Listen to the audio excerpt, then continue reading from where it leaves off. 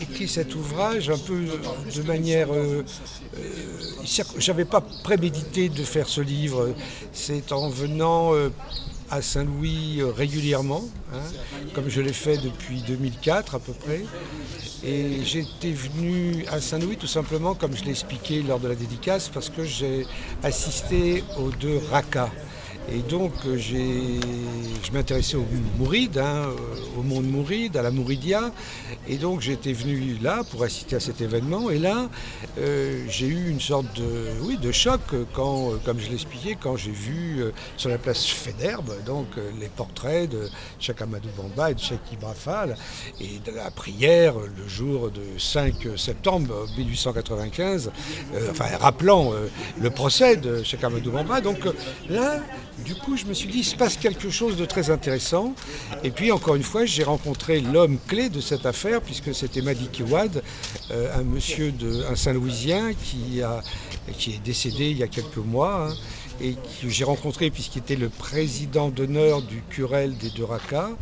Mais ce n'est pas seulement le président d'honneur, c'est lui qui a créé l'événement, hein, depuis 1976.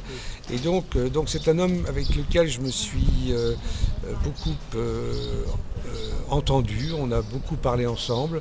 Et donc il me racontait tout son parcours, et donc en particulier son parcours de vieux militant, d'ancien militant du Parti africain d'indépendance.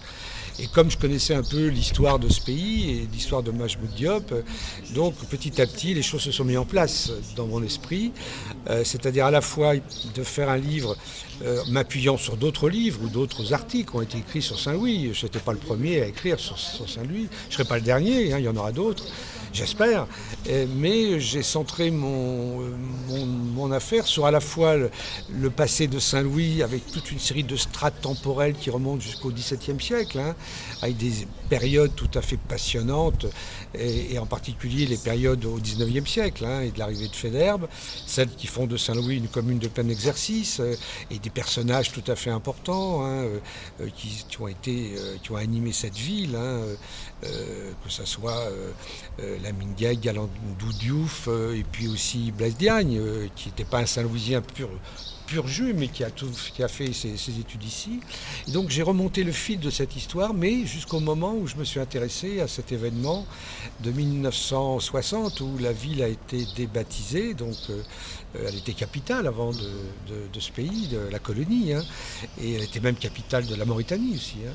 Donc un événement qui a été pour les Saint-Louisiens une blessure grave, et en même temps elle est le lieu où naît ce parti, le PAI, qui va lutter contre le pouvoir de Senghor, hein, dans ces années-là.